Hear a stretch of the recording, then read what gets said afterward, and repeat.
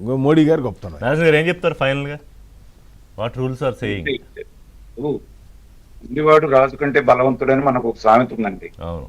జగన్మోహన్ రెడ్డి గారు మొండివాడు. సో ఆయన ప్రవర్తన శైలి మనం చూస్తే దాన్ని మనం ప్రత్యేకంగా చర్చించాల్సిన పని లేదండి. ఇక్కడ మాట్లాడండి, మీ వీడియో ఆఫ్ అయింది, బట్ పర్లేదు చెప్పేసేయండి.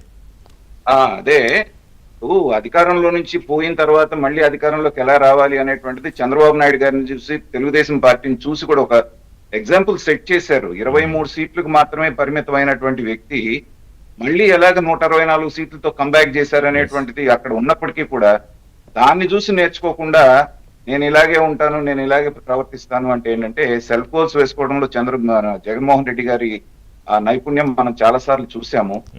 దురదృష్టకరమైనటువంటి విషయం ఏంటంటే ఒక స్ట్రాంగ్ అయినటువంటి ప్రతిపక్షం లేకుండా పోవటం అనేటువంటి దురదృష్టకరమైన విషయం. కాకపోతే సంతోషించదగ్గ విషయం ఏంటంటే అధికార పక్షంలోనే స్వపక్షంలోనే విపక్షం అన్నట్టుగా కొంతమంది ఎమ్మెల్యేలు గాని కొంతమంది మిగతా మంత్రులు గాని మాట్లాడుతున్నటువంటి తీరు, సమస్యలు లేవనెత్తినటువంటి ఇది చూసినప్పుడు మాత్రం పర్వాలేదు, అది లేని లోటు వీళ్ళు తీరుస్తున్నారు అనేటువంటిది మాత్రం అనిపిస్తుంది. చూద్దాం మరి ఇంకా దీని మీద ఏం చర్చ జరుగుతుందో. ప్రస్తుతానికి ఈ సభ వరకు అయితే ఎటువంటి వేట్లు పడే అవకాశం అయితే లేదు రోజుల లెక్క ప్రకారం. థ్యాంక్ యూ వెరీ మచ్ అండి డిబేట్లో పార్టిసిపేట్ చేసినందుకు. ఇది ఇవాళ చర్చ.